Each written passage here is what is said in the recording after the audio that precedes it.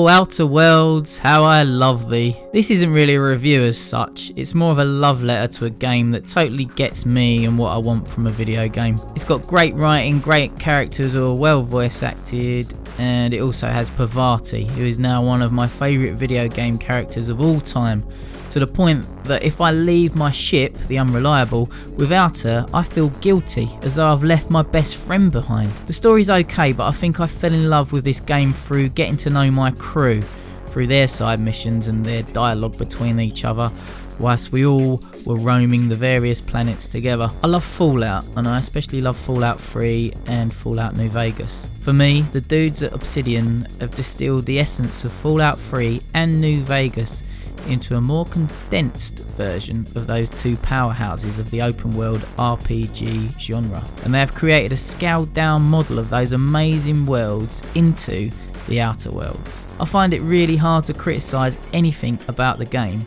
but there are things that I think would make it that much more enjoyable for me, so here goes my list of improvements for a game that doesn't really need much improving. First up is loot. The loot gets a little repetitive and there's a severe lack of unique items, which eventually means that you give up looking in the storage lockers for things, as most of the time it isn't really worth it. I did, however, enjoy collecting tossball cards, which are classed as junk in the game, and there isn't any use for them, but I made it my challenge to collect them all. Imagine having an in-game tossball card album to place your cards into. Now that would be cool. Secondly, the Unreliable.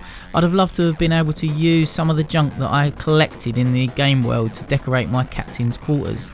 Things that you pick up on the way do actually get put into your crew's quarters, but I couldn't seem to find anything for my quarters, which seems kind of odd. The option to customise my quarters would have led me to spending more time on the ship fannying around with knickknacks on a virtual shelf. Then there's the armour. There should have been more customisation options available to armour sets in terms of the look and add-ons. It felt like I was just making the numbers go up with the mods in the game rather than changing the look of the armour, which was a real shame. DLC. Now, this is more of a wish than anything else. I'm really hoping that the devs bring us some DLC to poke around with in the Outer Worlds universe a bit more. Then there's the loading times. Land on a planet, you'll have a long load time. This was on the PS4. Then fast travel to a point on that planet, you'll have another long loading time.